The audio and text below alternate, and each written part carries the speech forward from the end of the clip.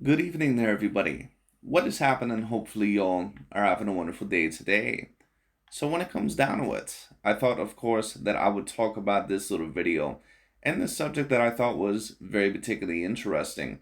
And this is going to be a video by the boxing channel that I love to tend to review here and there, Mr. Boxing Ego. And the reason why I like to review his channel here and there is because Boxing Ego, even though I do find him to be a relatively intelligent commentator, in terms of the sport of boxing. At times, he is going to give you the best of both worlds, especially for someone like me who likes to review certain videos and talk about certain conversations and certainly exposing certain narratives.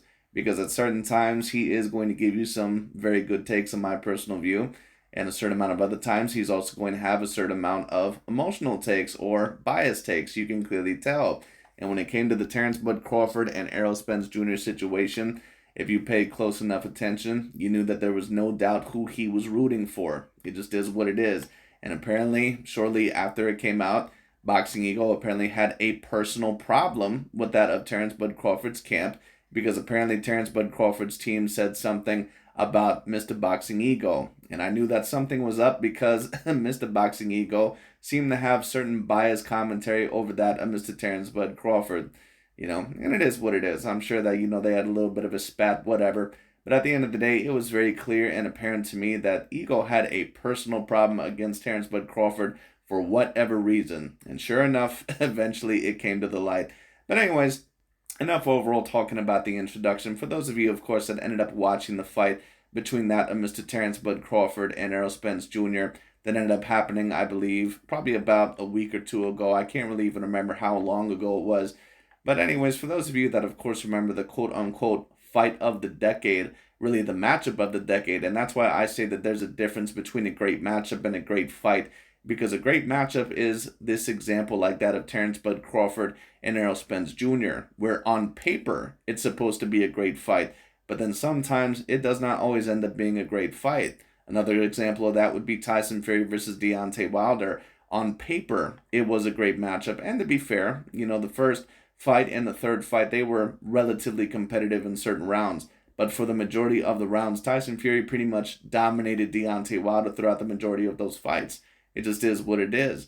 Not every matchup ends up like that of Manny Pacquiao versus Juan Manuel Marquez or Roberto Duran versus Sugar Ray Leonard or Muhammad Ali versus Joe Frazier. It just very rarely happens.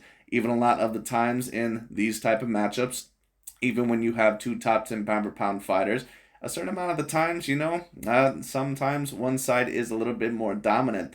But a lot of people, including myself, thought that Terrence Bud Crawford, that his dominance was a little bit surprising, maybe even going to the point of shocking within this fight. He looked extraordinarily strong in this fight.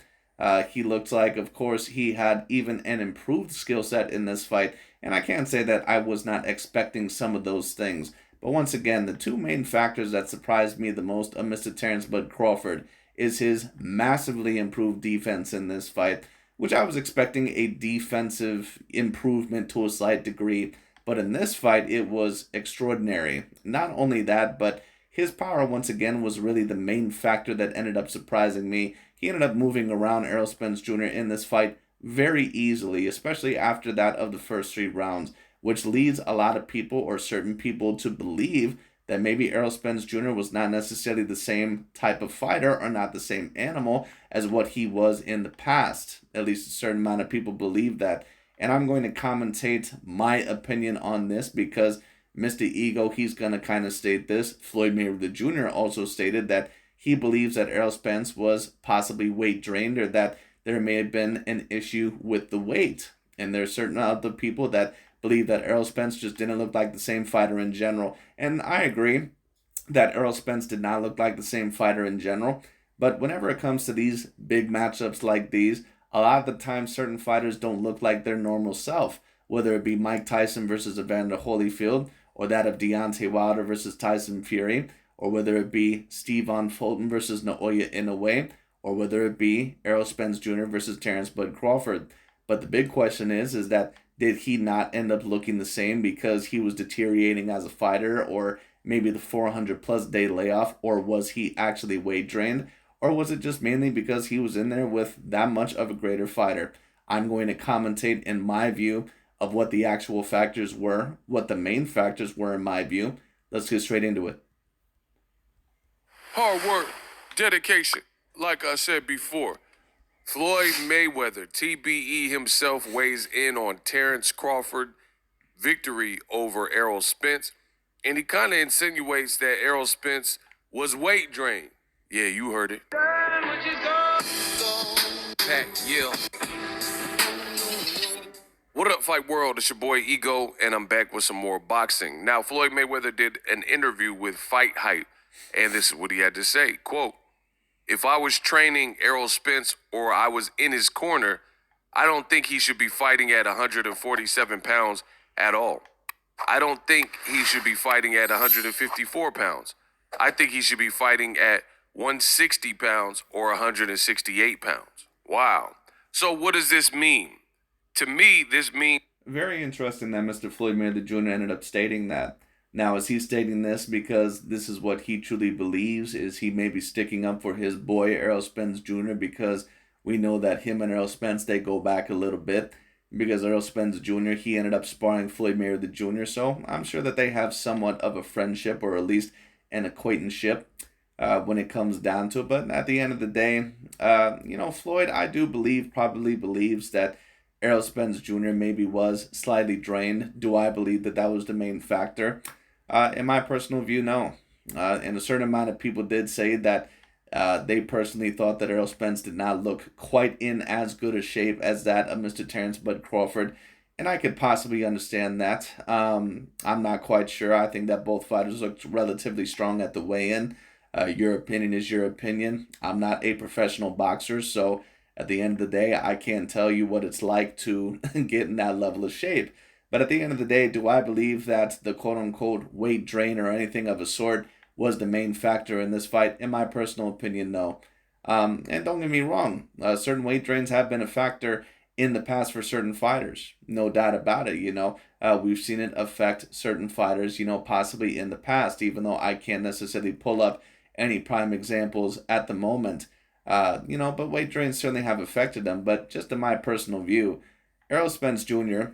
has been at the 147-pound division for entirely too long. And it isn't like he fought at the 147-pound weight division 2+ years ago or something like that, and that he was not able to return there, for a little bit or anything like that, kind of like that of a Kell Brook. He had stayed there at the 147-pound weight division for a very decently long time. And he looked very dominant against Danny Garcia. He looked decently dominant against Sean Porter.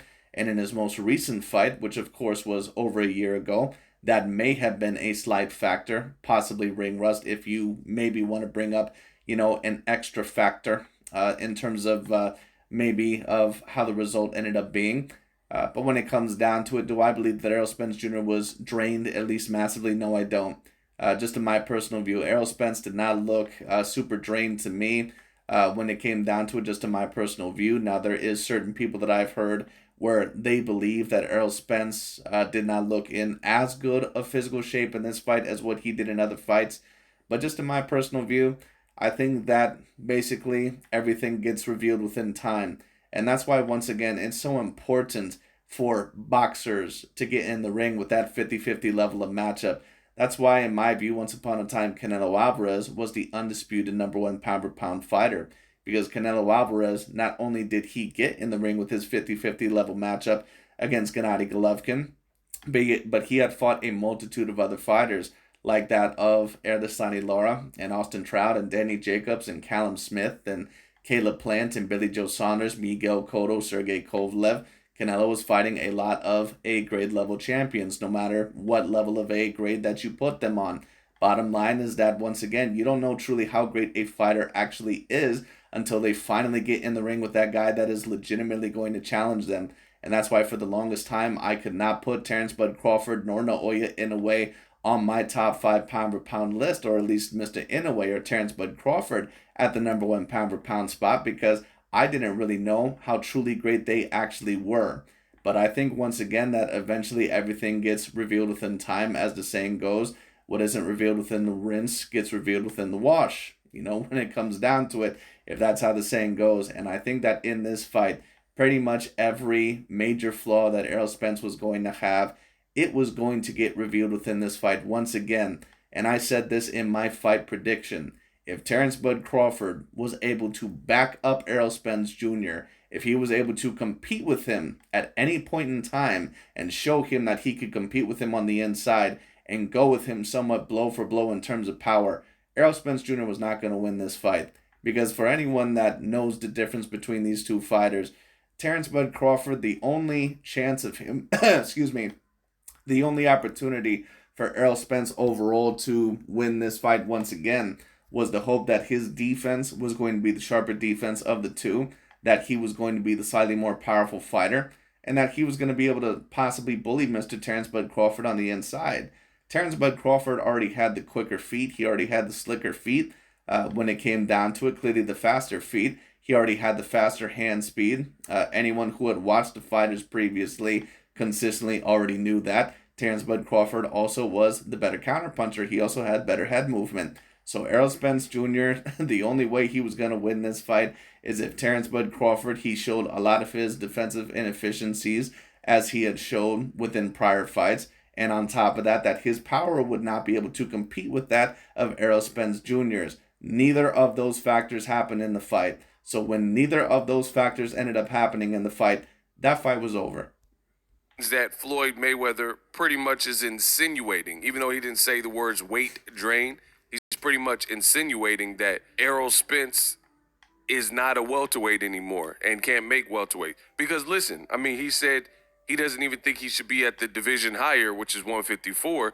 He should be at 160 to 168. So he's saying his body is so filled out, and from what he's seen on the scales and in the fight, that he believes Errol Spence would be better suited basically 2 divisions higher than he's currently fighting, which is interesting because Jermell Charlo is making that exact jump to fight Canelo Alvarez, right?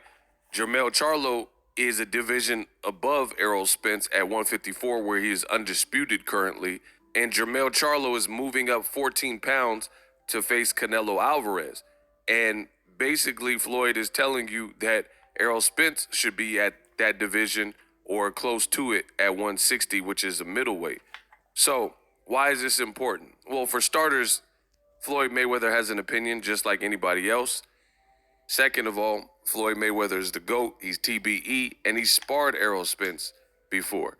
So when he first got out of jail, I believe preparing for the Robert Guerrero or Maidana fight, somewhere around that time, he ended up sparring before Errol Spence. You know, this is really neither here nor there, but a fight that I would have loved to have seen Mr. Terrence Bud Crawford in, one of my favorite fighters growing up, I would have loved to seen Terrence Bud Crawford against Miguel Cotto.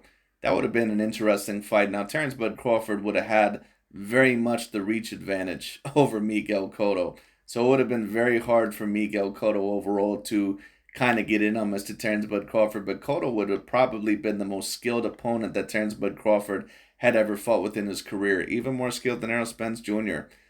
Miguel Cotto, a lot of people don't really remember how skilled he actually was.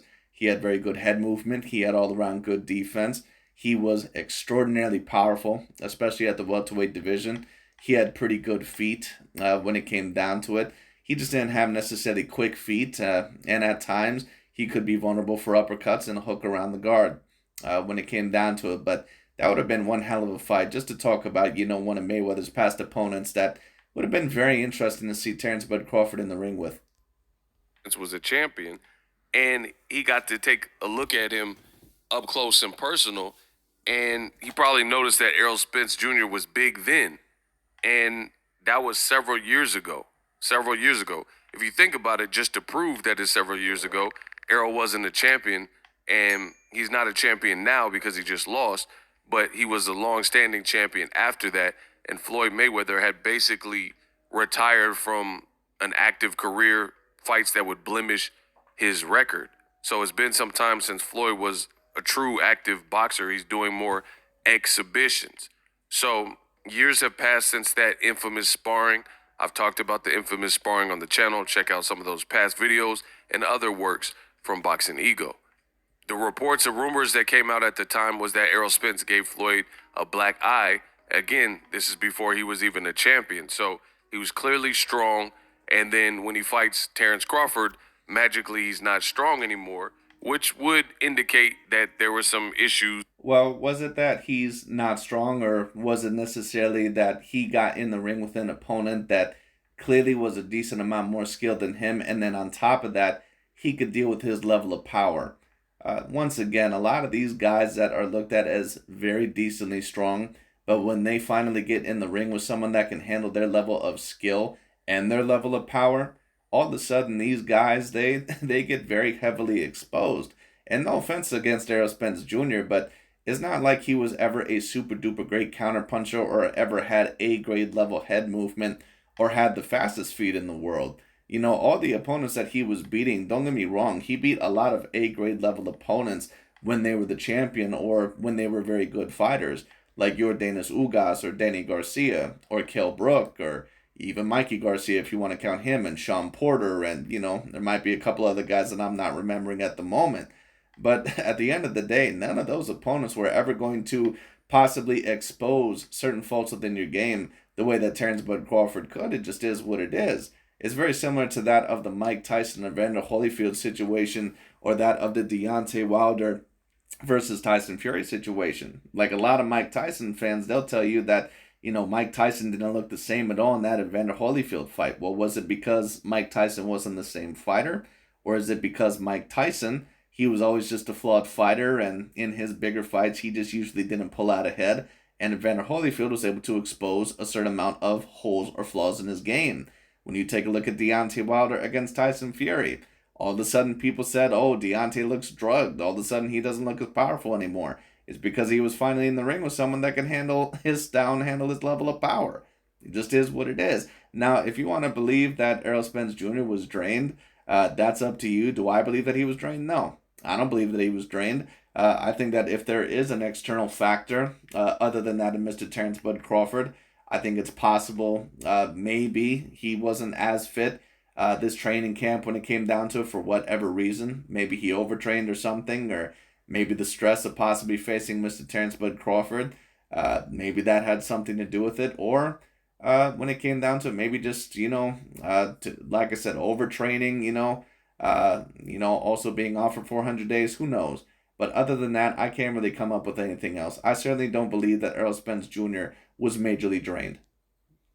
Trying to make weight like you. And I usually tend to agree with a lot of the opinions that Floyd says, but Errol Spence Jr. going from 147 all of a sudden to 160 to 168, I mean, I would understand 154, maybe 160, but 168, that's a bit much. Left it all in the gym. Like, my thing is this. People can say whatever they want. Terrence Crawford, he showed up. He had this successful performance in camp, and he put it all together. But I'm not going to act like my eyes didn't see a version of Errol Spence that I have never, ever seen before. That's the thing that I think some of the Bud Buddies, they want you to do. They just want full-on credit for the Terrence Crawford performance. Listen, from Crawford's side. Right, but Mr. Boxing Ego, and this is the thing that kind of grinds my gears. Mr. Boxing Ego, and I kind of like Ego as a commentator. He's not a bad commentator, but his bias will show through. Once again, it was very clear that he was rooting for Mr. Errol Spence Jr. for this fight. He was also a guy that claimed that Terrence Bud Crawford looked, quote-unquote, weight drained overall at the weigh-in. Would you have given Terrence Bud Crawford this same of a level of excuse when it came down to it? Probably not. And I'm seeing a lot of people giving Errol Spence Jr., this great amount of sympathy and, some of these excuses. And, don't get me wrong, the 400-day layoff, that could be something that's a little bit valid. But I'm sorry, I'm just not buying a lot of these other excuses. I'm just not. It was a masterclass performance.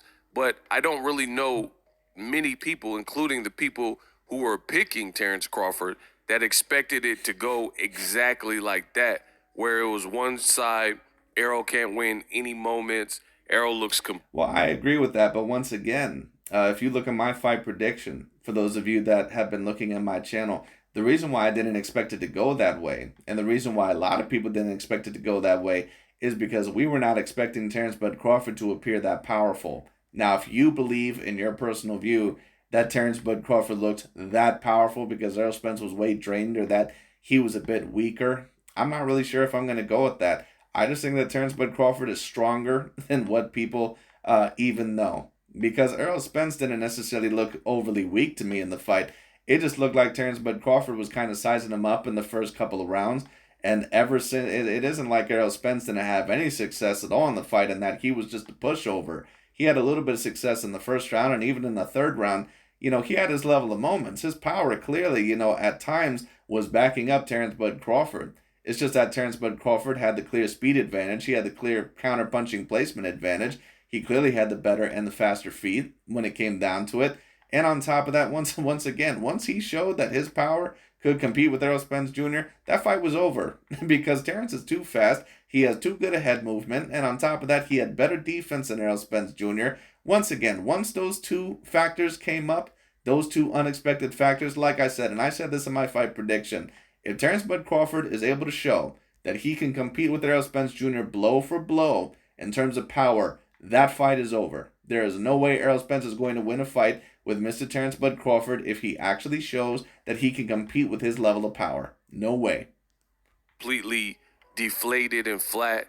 Looks like there's no steam on his punches. Balance looks awkward, etc., etc. Now, these revelations or these opinions, it doesn't change anything. Floyd Mayweather's opinion, my observations and opinion, it doesn't change the fact that Crawford is 2x undisputed. That's already in the history books. However, again, I'm not going to turn a blind eye and act like Errol Spence that showed up was a version that I've seen before. Because as I've stated in past videos, Errol Spence Jr., given that effort that it looked like he had with his performance versus Terrence Crawford, Crawford is a stellar athlete, and he knows how to put it together when his back is against the wall. He's an elite level fighter. So that's in and of itself is a problem. But I'm just being real, and I've said this before.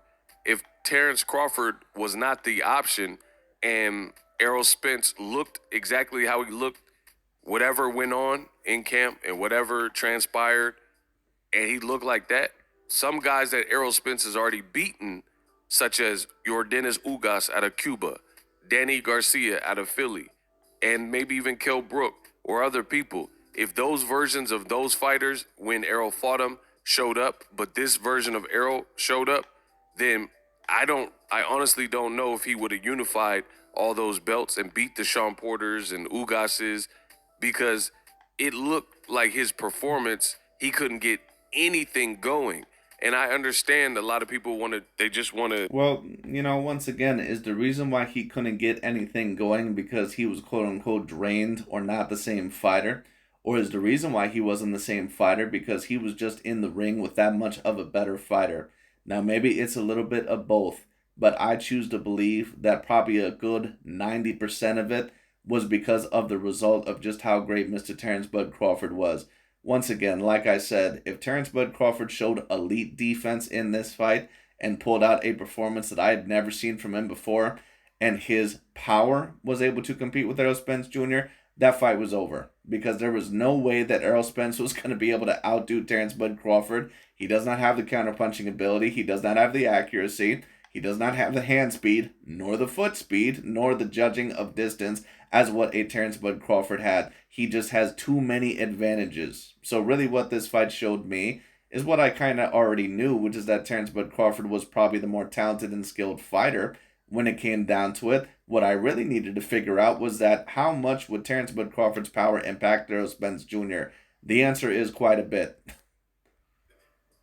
Give Crawford all the credit for that, but I've seen many fights in my lifetime where And a lot of people, once again, they take a look at a fighter like Deontay Wilder, or they take a look at a fighter like Errol Spence or Mike Tyson, and they say, wow, they didn't do this. They made so many mistakes. They didn't use their jab. They lunged. They did this. You know why that is? Because when a fighter, all of a sudden, especially that looks at themselves as elite level caliber when it comes down to it, but a fighter that has a certain amount of flaws that are kind of waiting to be exposed, when they finally don't have those same answers, they start panicking when it comes down to it. And it's no offense against Errol Spence Jr. I think that he does have a high boxing IQ, but he's not Floyd Mayweather Jr., and he's also not Terrence Bud Crawford. It just is what it is. Once again, Terrence's power was hurting Errol Spence Jr. And like I said, what was he really going to do to get in range with Mr. Terrence Bud Crawford? What was he really going to do? Once again, Terrence's feet are 2 to 3 times as fast as what Errol Spence Jr.'s is. When it comes down to it, his hand speed is also better. His power can compete with Errol Spence Jr. Once again, certain people are saying, well, he was just winging the left hand all night. You know why that is? Because Errol Spence Jr. doesn't feel comfortable to attack. Once again, you notice a lot of the times, these fighters, when they have certain flaws and they finally meet a fighter that gets in the ring with them, that can handle their size, that can handle their power, all of a sudden they start backing up, or all of a sudden a lot of their flaws end up getting exposed within that fight. And I don't want to say that Errol Spence was a hype job or anything like that. I don't think that would be fair. Errol Spence is a great fighter, but he just got in the ring with the wrong type of fighter. Terrence Bud Crawford is the worst type of matchup for someone like Errol Spence Jr. because every category that Terrence Bud Crawford needed to be great in terms of this fight, he was. Once again, a type of fighter to beat Errol Spence Jr. is a guy overall with quicker hands, quicker feet, a guy that can handle his level of power and size. And Terrence Bud Crawford had all those in spades. Was a skill disparity. And even if there's a skill or experience disparity and somebody is quicker and better, a lot of times in those fights, there's still moments where it's competitive. Like Floyd Mayweather versus Maidana. Maidana is not on the skill level of a Floyd Mayweather, yet and still with Floyd's age, Floyd not being bigger than Maidana or being a bigger puncher than Maidana, it still made for some compelling moments, even though I thought Floyd won both of the Maidana performances. So it's not like Right, but once again, Mr. Ego, what you're forgetting, which is one of the cardinal rules of that of boxing, for those of us that have been watching boxing for many years, styles make fights when it comes down to it. Once again, Mr. Ego also stated that he doesn't like triangle theories. Well, right now you're somewhat kind of creating that of a triangle theory. Styles make fights. And at the end of the day, a Sean Porter or even someone else within the welterweight division might be a tougher challenge for Terrence Bud Crawford than that of Errol Spence Jr. just because of the type of styles. And some people, they're not going to get that. But at the end of the day, when you take a look at Muhammad Ali versus Joe Frazier, for example, Ali had a hell of a time, especially against Joe Frazier in that first fight. Now, I think Joe was a bit older, but I think he was still the heavyweight champion. If I'm wrong about that, someone correct me. But then George Foreman got in the ring with him. He knocked him out like he was nothing. 2 times, I believe. And then Muhammad Ali got in the ring with George Foreman. He rope-a-doped him, and then he was able to beat him and eventually knock him out. So once again, you just never know how these fights are going to go at times, unless a lot of the times you know what you're watching. Now, once again, did I predict that Terrence Bud Crawford was going to dominate like this? No. I predicted Errol Spence to win as well. But I also did not predict that Terrence Bud Crawford's defense would be that elite in the fight. I also did not predict that his punching power would be that elite in the fight. And once again, like I said, when his punching power showed to me that it was that elite in the fight, that fight was done. Mad because Terrence Crawford won. It's just Errol Spence looked completely like something was wrong with him. And I know I'm not the only one that thinks this. You guys in the comment section, you're welcome to say whatever you want. But you even had Terrence Crawford post-fight, and he was saying that they were saying Errol hit so much harder. I didn't really feel the power like that. There's literally no other fighter at welterweight that has said that. Danny Garcia said he's super strong. So what Floyd is saying could very well hold some weight. That weight played a factor. Now, some people, you're making an excuse. It's not an excuse. It is what it is. Errol Spence didn't say it. Floyd Mayweather's saying it. And he's not the... Well, listen, and it could potentially be a factor, but the thing that always annoys me, especially about these LDBC and new media channels, is that would you be saying the same shit if this were a fighter that you did not like a Vasily Lomachenko or a Tyson Fury or Canelo Alvarez or Alexander Usyk? You wouldn't be saying this shit. You'd just be saying, quit crying and accept your loss. That's all you'd be saying. So at the end of the day, it is what it is. If anything ended up happening to Errol Spence Jr., it's his problem. Do I believe that he mainly lost once again because of a weight drain? No. Now, if it is possible, if Errol Spence was not, as powerful when it came down to it, it could have been for a multitude of factors. Once again, it could have been maybe because the training camp, maybe he overtrained a bit. When it comes down to it, I don't know. Maybe he just wasn't in as good a shape this time. Who the hell knows? In my personal view, what do I think the main factor was? Well, a lot of the times that power starts to go out the window a little bit. The more you start throwing winging punches and the more predictable you are, because a lot of those punches are hitting the elbows and all that other stuff, just in my personal view. Now, some people will say, well, that doesn't make any sense because you would still feel the power. You also must realize that Errol Spence Jr., he was pretty much, in a bad mental state ever since he got knocked down in that second round. And once that happened, Errol Spence Jr. more than likely was going to be a little bit tentative to throw some of his regular combinations and some of his regular attacks. So that could have also been a factor of why maybe he did not appear as powerful. Just my personal theory. Only person that said it. We have Deontay the Bronze Bomber Wilder. Oh my God. Tuscaloosa, That's right, you love her. Alabama.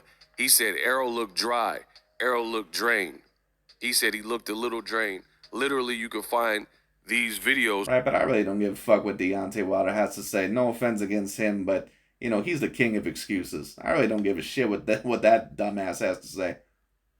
On YouTube, and this was Deontay Wilder, who was live in the flesh at Spence Crawford. So people could play games, but pro boxers, because it's funny when I say stuff, people say, oh, you're just a silly YouTuber, you don't know. But then Floyd Mayweather's the GOAT. He's a pro boxer. Deontay Wilder's a pro boxer.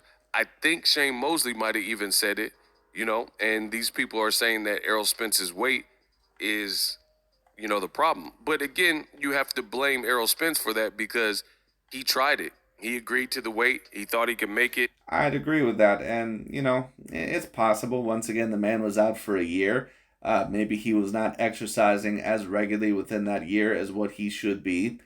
Do I believe that? Not necessarily. Do I believe that Terrence Bud Crawford has different types of exercises than that of Errol Spence Jr. that might be better for conditioning? Yeah, probably. Terrence Bud Crawford goes on a lot of bike rides from what I know. He does a lot of swimming, and on top of that, he runs up mountains, and that of Denver, Colorado, I believe. So Terrence Bud Crawford, there's just not going to be a situation where he's never well conditioned. He does that shit in his spare time all the time. So who the hell knows? It could have been a part of it. Do I believe that he was majorly drained? No.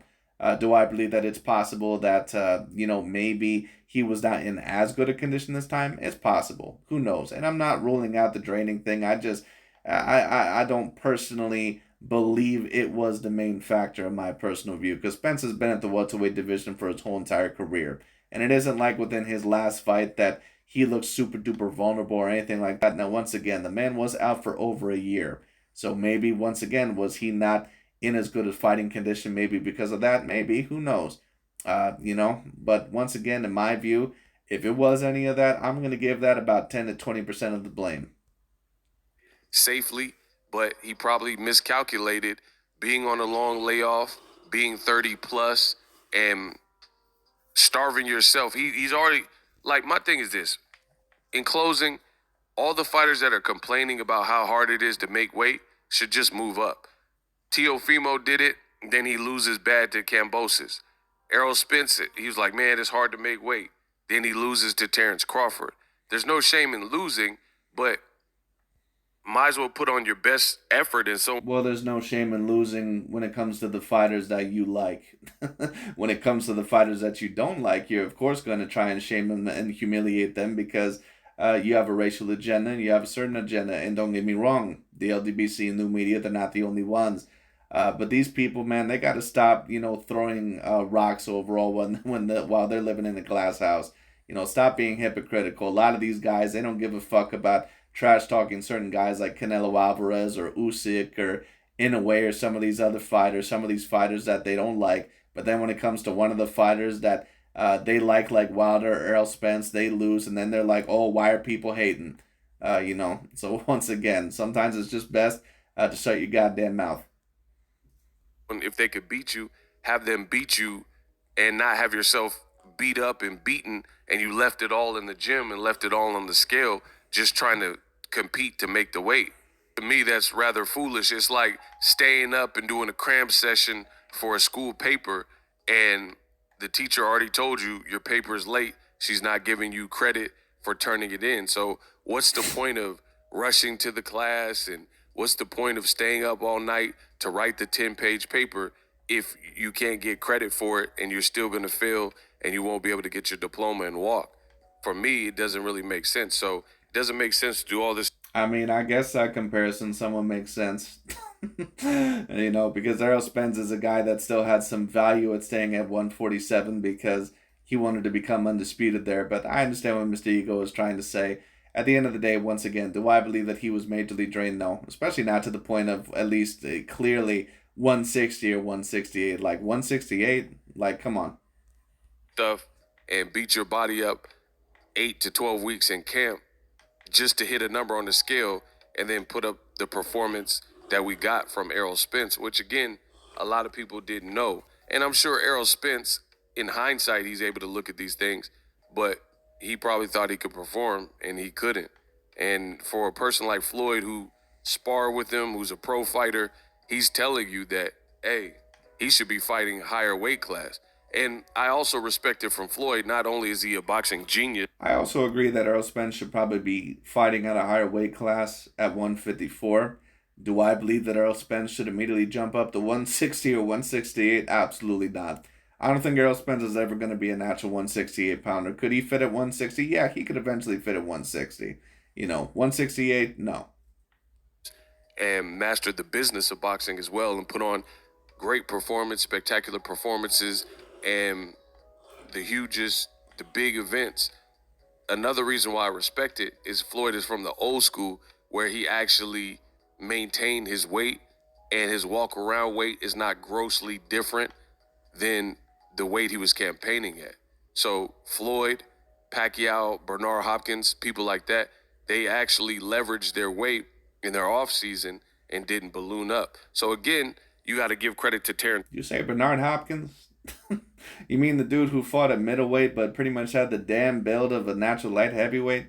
Like, come on. Once again, this is why I always said that Bernard Hopkins, in my view, was one of the most overrated fighters of all time. I really don't ever get why Bernard Hopkins is ever mentioned with the other top 10 fighters of all time. I really don't get it. Because Bernard Hopkins is a dude that once people really could handle his size, he pretty much lost all the big fights in his career.